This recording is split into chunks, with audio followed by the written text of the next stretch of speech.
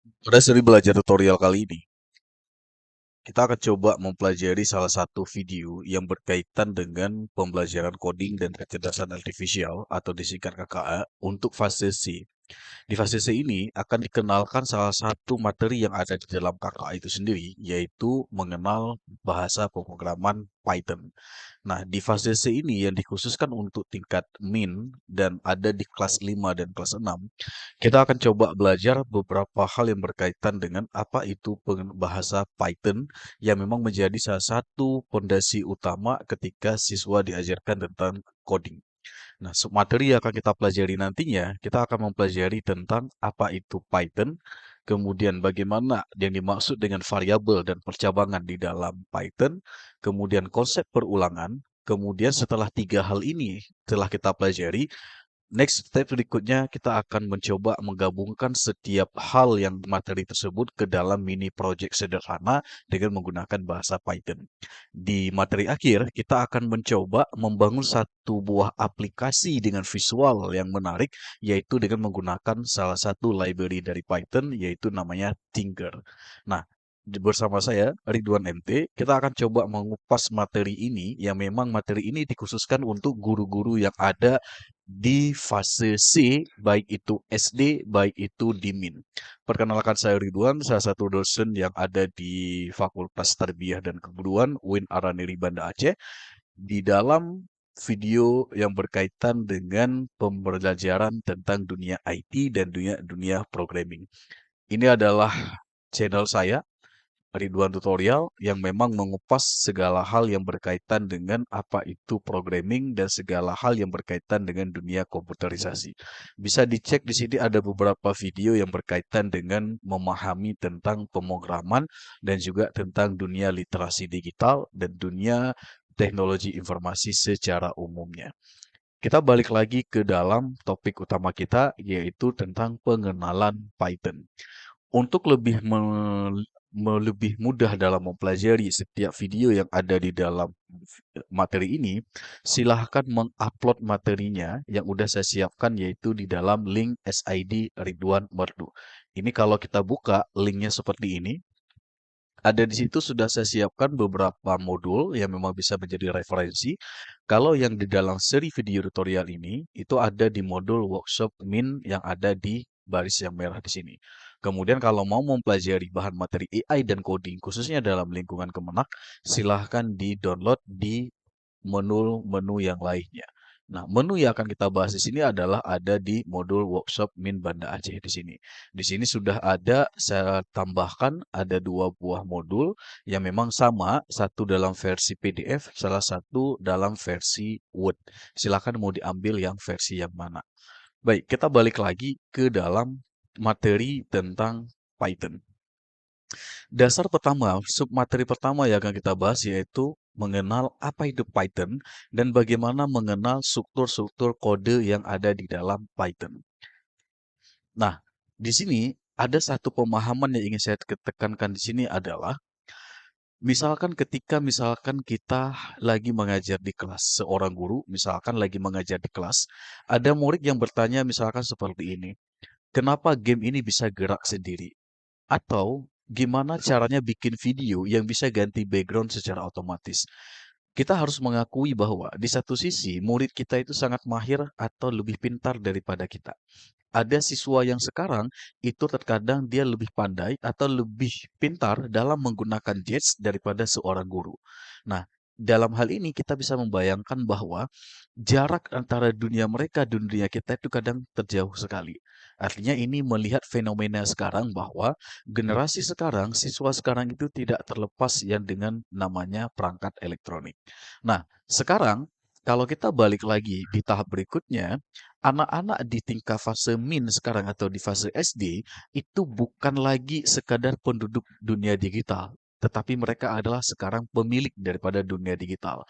Tiap hari mereka adalah menggunakan gadgets, menggunakan smartphone, malah menggunakan laptop, malah ada yang sudah menggunakan komputer. Nah, fenomena ini terjadi dan ada di setiap sekolah, baik itu di sekolah SD ataupun di madrasah. Kita tidak bisa menutup mata bahwa teknologi sudah masuk ke ruang-ruang kelas dan mengetuk pintu hati dan ingin tahu anak didik kita setiap hari. Dari persoalan yang ada muncul dan fenomena yang berkembang ini, kenapa kita harus belajar Python? Yang mana kita tahu Python ini adalah merupakan satu bahasa pemrograman dan juga dia termasuk ke dalam bahasa pemrograman yang mudah dan gampang sekali dipelajari oleh semua orang, khususnya guru. Nah, ada satu persepsi yang memang membuat orang malas belajar coding, yaitu ketika mendengar coding. Di sini pembahasannya di sini adalah apakah kita akan sulit belajar coding? Atau misalkan kita bisa mengatakan dalam hati kita, apakah saya sanggup untuk mengajarkan anak-anak SD atau MIN itu untuk belajar coding? Perasaan ini wajar dan sangat manusiawi karena guru-guru di SD atau di tingkat MIN itu kebanyakan besar bukan guru IT. Rata besarnya adalah guru kelas yang memang dihadapkan untuk mengajarkan pembelajaran coding dan kecerdasan artifisial. Jadi di sini sebagai seorang pendidik, kita di sini adalah hilangkan semua ketakutan itu, tetapi kita harus berusaha untuk harus bisa mempelajari, khususnya belajar tentang coding menggunakan Python.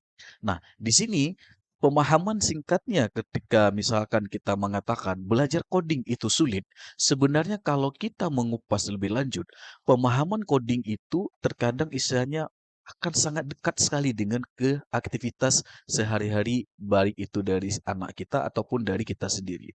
Pemahaman di sini kalau kita baca di sini adalah coding itu sebenarnya sama persis seperti kita mengajari anak-anak misalkan untuk berwudu. Tentu ketika misalkan kita berwudu harus ada alurnya, tahapannya. Cuci tangan, cuci mulut, cuci muka, sampai dengan membasuh kaki. Tentu tahapan ini termasuk ke dalam urutan urut dan logikanya. Atau misalkan kita bisa memberi contoh di sini adalah, misalkan ketika kita ingin memasak sebuah masakan. Tentunya untuk menghasilkan output sebuah nasi, tentu kita harus mengikuti langkah-langkahnya. Dihadapkan misalkan dari resep masakannya dulu, kemudian ada langkah-langkahnya, kemudian barulah dapat hasilnya. Kalau kita bayangkan menganalogikan dua hal ini, berwudu dengan membuat masakan ini, itu sama persis dengan bahasa coding. Nah, kalau di dalam Python, Python itu termasuk bahasa logika yang memang kita memerintahkan komputer untuk mengerjakan apa yang kita instruksikan ke komputer tersebut. Nah, di sini dalam memahami coding, bahasa coding ini ibaratnya ini adalah pengetahuan di zaman sekarang. Kalau kita bilang lebih lengkapnya lagi, di era Society 5.0, pemahaman pembelajaran coding ini menjadi salah satu skill yang dibutuhkan di dalam era Society 5.0.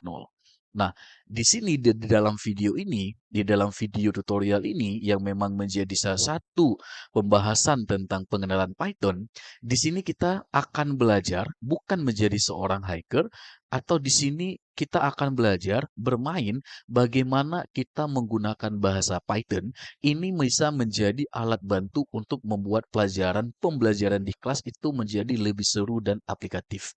Nah, pemahaman di sininya juga, tentu dalam pembelajaran di sini, kita akan nanti mengajarkan anak-anak kita bagaimana cara bermain, belajar logika, dan berkreasi dengan menggunakan bahasa Python.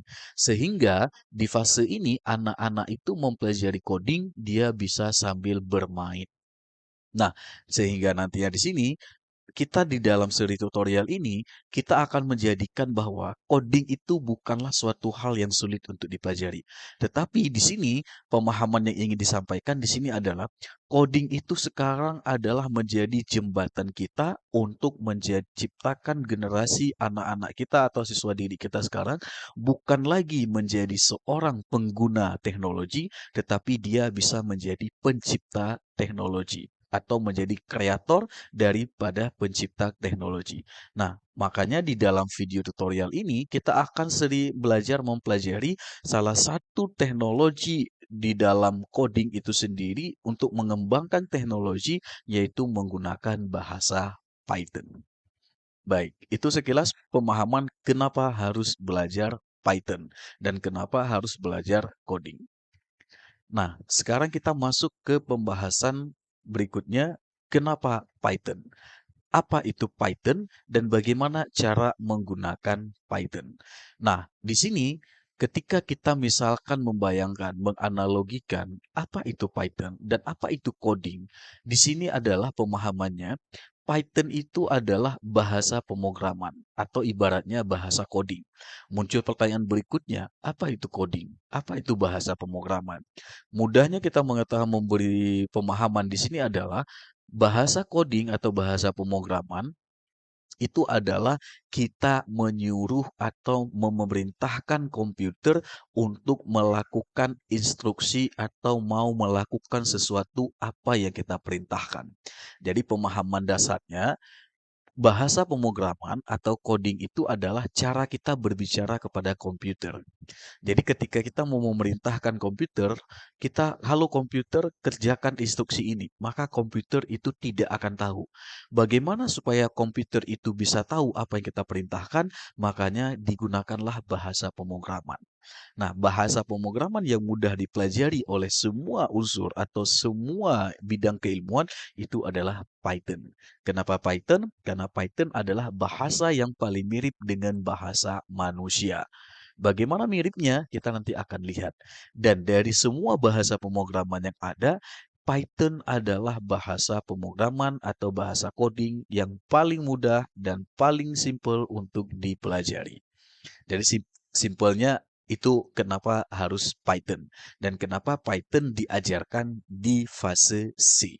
Nah, sekarang setelah kita mengenal apa itu Python, sekarang kita akan melihat bagaimana cara menyiapkan dan mengetik kode Python.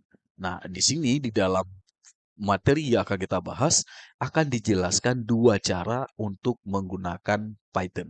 Yang pertama adalah menggunakan Google Colapse, yang kedua menggunakan Python idle atau yang bahasanya adalah kalau Google Colapse itu diperlukan ketika kita ada koneksi internet. Gunakan Google Colapse. Tetapi kalau kita menggunakan tidak ada koneksi internet, gunakanlah Python idle. Ya gini. Nah, pemahamannya di sini, apa itu idle? Idle ini adalah tempat kita mengetikkan kode Python. Analoginya sederhana saja. Kalau kita misalkan menggunakan Google Colapse ataupun menggunakan Python idle, perbedaannya tadi yang pertama, kalau Google Colapse harus ada internet, Python idle tidak bisa secara offline tanpa ada internet. Pemahaman kedua di sini adalah kalau kita menggunakan Google Colapse itu ibaratnya kita akan tinggal ketik codingnya saja. Tidak perlu konfigurasi, tidak perlu mendownload atau tidak perlu menginstal library atau apapun tambahan untuk mengetik kode Python. Kalau kita menggunakan Google Colapse, analoginya sederhana sekali, seperti dapur di kantin sekolah sudah lengkap isinya, tinggal kita ambil saja dan kita makan saja. Ibaratnya kayak gitu, itu Google Colapse. Dan kalau menggunakan Python idle, ibaratnya analoginya di sini adalah seperti dapur di rumah sendiri, kita harus menyiapkan segala sesuatunya. Kita harus mendownloadnya dulu, menginstal ke dalam komputer kita, baru kita bisa menggunakannya. Itu kalau Python idle. Jadi sekali lagi pemahamannya di sini adalah untuk kita bisa mengetik kode Python di menggunakan komputer, kita harus butuh yang namanya IDE atau IDE. Nah, IDE yang digunakan di sini ada dua, Google Colapse dan Python idle. Nah, mana yang digunakan dalam prakteknya di sini nanti, kita akan menggunakan kedua hal ini. Yang pertama yang paling mudah adalah Google Colapse. Bagaimana caranya? Sekarang kita akan praktekkan secara bersama. Oke, sekarang kita buka browser kita. Kita buka browser, ketikkan di sini adalah Google Colapse. Kita enter, maka kita akan dihadapkan kepada Welcome to Google Colapse yang ini. Nah, sekarang kalau kita buka, pastikan di sini ketika kita membuka Google Colapse, ini saya sudah langsung masuk ke dalam halaman awal Google Colapse. Nah, satu hal yang perlu dipahami dalam menggunakan Google Colapse, kita harus login dulu menggunakan akun Gmail kita. Kalau belum login menggunakan email, tampilannya akan seperti ini. Tampilannya akan seperti ini. Collapse, Ini tampilan ketika belum login. Akan ada menu sync in. Ini tampilan ketika kita belum login. Nah, akan ada diarahkan sync in terlebih dahulu. Oke, sekarang kita balik lagi ke sini. Nah, ini tampilan ketika saya sudah login. Nah, penggunaan Google Colabs ini sebenarnya mudah. Kita hanya dihadapkan tinggal mengetik kodenya saja. Tidak perlu lagi mendownload, menginstal, ataupun yang lainnya. Karena dia berbasis browser. Nah, di sini pemahaman di sini pengenalan daripada Google Colabs, kita akan dihadapkan ada menu file, di sini ada menu new notebook artinya membuat project Python yang baru. Kemudian ada open artinya membuka project yang sudah ada. Ada upload notebook artinya mengupload dari kode yang sudah kita buat sebelumnya. Kemudian di sini ada menu edit, edit seperti biasa, mengubah dan selanjutnya. Ada menu view, view artinya secara tampilan. Ada menu insert, insert artinya kita menambahkan kode sel atau text cell. Nanti akan saya jelaskan apa perbedaan kedua ini. Ada menu runtime, runtime ini artinya menjalankan kode kita. Jadi kode yang kita ketikkan, kita mau lihat apa hasilnya, gunakan menu run all yang ini. Ada menu tool, tool ini artinya untuk perangkat tambahan. Ada menu help, artinya untuk memberikan penjelasan daripada tentang misalkan ada update terbaru dan lain sebagainya. Ini tampilan awalnya. Di bawah menu ini ada menu namanya toolbar. Menu toolbar ini ada code, ada teks, ada run, ada copy to drive. Pemahaman di sini, kalau kita mau ngetik kode, kita memilih adalah code. Kalau kita mau menambahkan teks sebagai keterangan, ada kita menambahkan teks. Kalau kita ingin melihat hasil, maka kita tinggal mengklik menu Run All. Yang ini atau run yang ada di dalam setiap kode nantinya. Toolbar berikutnya, di sini ada menu Table of Content. Ini ibaratnya adalah ketika nanti kita banyak kode yang ada di sini, kita bisa memilih kode apa yang ingin kita buka dengan bentuk seperti ini. Contoh, ini ada banyak panjang seperti bawah. Ketika misalkan kita ketik data science, maka kita akan diarahkan ke data science. Ini table of content. Gampangnya semacam daftar isi. Karena kita bisa membuat ada section dan lain sebagainya. Oke, kemudian di bawah di sini, ini untuk pencarian. Kalau kita mau misalkan mau mencari apa yang ada di dalam project kita, mau cepatnya gunakan menu find. Kalau yang ini adalah kode snippet, ini tidak perlu dipahami dulu bagi pemula. Dan yang berikutnya juga, kalau yang ini file, ketika misalkan kita menambahkan suatu file, misalkan Excel ataupun yang lainnya untuk kita analisis datanya di menu file. Fokus utama dalam belajar Google Colabs ini, khususnya di fase C atau untuk SD dan Min, kita tidak perlu menghafal semua menu-menu yang ini. Cukup menghafal, memahami saja code, teks, dan run all yang ini saja. Nah, samping di sini ada menu RAM dan disk, ada menu share untuk kita bagikan, dan ini ada akun yang akan kita gunakan. Nah, sekarang kalau menu copy to drive, secara gampangnya bahwa kalau kita menggunakan Google Colabs, kita itu tidak perlu menyimpan secara manual ke komputer project yang kita buat. Tetapi dia langsung tersimpan di Google Drive kita masing-masing. Sekarang saya akan jelaskan bagaimana membuat project baru menggunakan Google Colabs secara langsung di sini. Nah, cara yang pertama, kita bisa langsung mengetik menu File, ada menu New Notebook in Drive. Ini kalau kita mengklik ini, kita akan dihadapkan kepada pembuatan project Python yang baru. Yang kurang lebih dia bentuknya adalah seperti ini. Nah, di sini kita akan dihadapkan ada tampilan kita untuk mengetik kode Python-nya di sini. Ada di sini adalah ini saya menggunakan AI agent, namanya adalah menggunakan Gemini. Ini AI ini bisa kita gunakan nanti untuk mencari kesalahan atau memperbaiki kode kita ketika kode kita ada salah. Nantinya kita bisa menggunakan si AI agent kalau dalam hal ini adalah menggunakan Gemini. Oke, ini adalah tampilan dashboard awal ketika kita menggunakan Google Colabs. Ini cara pertama membuat project. Cara kedua membuat project, karena kita di sini project kita akan disimpan langsung ke dalam Google Drive, kita bisa membuat project Google Collapse langsung melalui Google Drive. Caranya kayak gini. Buka Google Drive. Kita buka Google Drive. Kemudian di dalam Google Drive kita bisa klik My Drive. Kemudian kita langsung memilih misalkan ini code project yang kita buatkan tadi ini semuanya itu sudah tersimpan di dalam satu folder yang namanya Collapse Notebook. Ini kalau kita buka, inilah project Google Collapse kita. Ini banyak ini. Saya kebetulan udah banyak projectnya. Disinilah project-project yang kita langsung buat di sini akan tersimpan secara otomatis di dalam Google Drive kita. Cara kedua, cara membuat projectnya supaya terstruktur dengan bagus di dalam Google Drive kita, kita bisa membuat foldernya terlebih dahulu di Google Drive, baru kita buka Google Collapse-nya. Simpelnya seperti ini.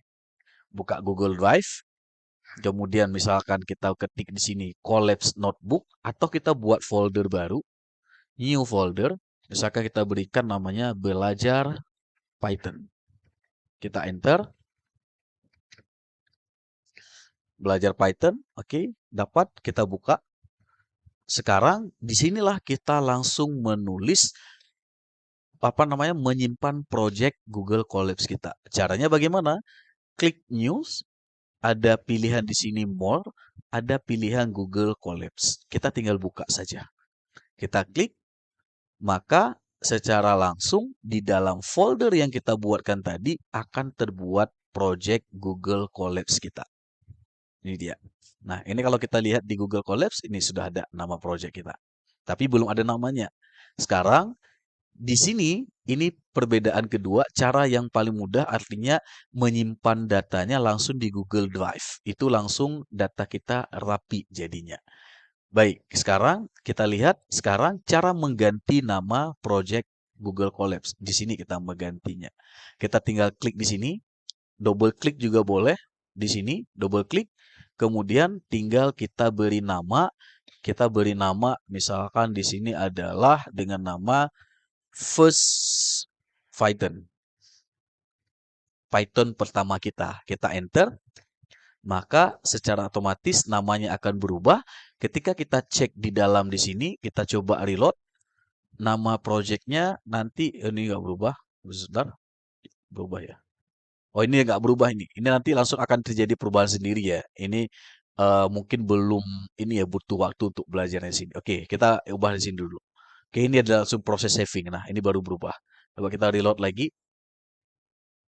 Nah, langsung sudah berubah. Menjadi namanya First Python, inilah nama proyek kita. Nah, sekarang ini di sini kita akan mengenalkan bagaimana cara mengetik kode Python. Ada dua pilihan, ada code, ada teks. Kalau kita mengetik code, maka akan ditambahkan bagian-bagian yang untuk kita mengetikkan kodenya di sini. Kodenya di sini. Nah, kalau kita mau menghapus, del. Del. Kemudian yang berikutnya adalah teks. Teks ini apa? Teks ini semacam bagian juga. Kalau kita klik, dia bentuknya teks. Keterangan bahasanya. Jadi ibaratnya, misalkan nih, ini project apa mau kita buat? Kita beri keterangan di atasnya. Double klik, kita beri keterangan. Oke, kalau kita tambahkan teks lagi, maka akan muncul lagi. Apapun disarankan ketika mengajar kode Python ini, kita menggunakan Google Collapse harus menjelaskan kira-kira apa kode yang akan kita ketikkan di sini. Berbeda dengan komentar. Ini bukan komentar, ini adalah keterangan daripada project yang akan kita buat. Misalkan, saya contohkan, saya hapus dulu yang ini. Kemudian di bawah, di atas juga saya hapus. Double klik di sini, misalkan kita tuliskan di sini adalah program pertama Python. Oke, kemudian kita close, jadinya seperti ini. Program pertama Python. Itu ya semacam keterangan. Nah, disinilah kita mengetik kode Python kita. Di sini kita mengetikkan kode Python-nya. Sekarang, bagaimana cara belajar kode Python-nya? Ada di modul. Silahkan dibaca di sini di modul. Kode Python yang pertama yang paling mudah untuk kita ketikkan adalah biasanya belajarnya adalah formatnya print teks yang ingin ditampilkan. Misalkan kita ingin ketikkan, kalau programmer belajar komputer, belajar pemrograman, tentu dia mengetikkan hello dunia. Kita ketikkan kayak gini. Misalkan kita ketikkan di sini.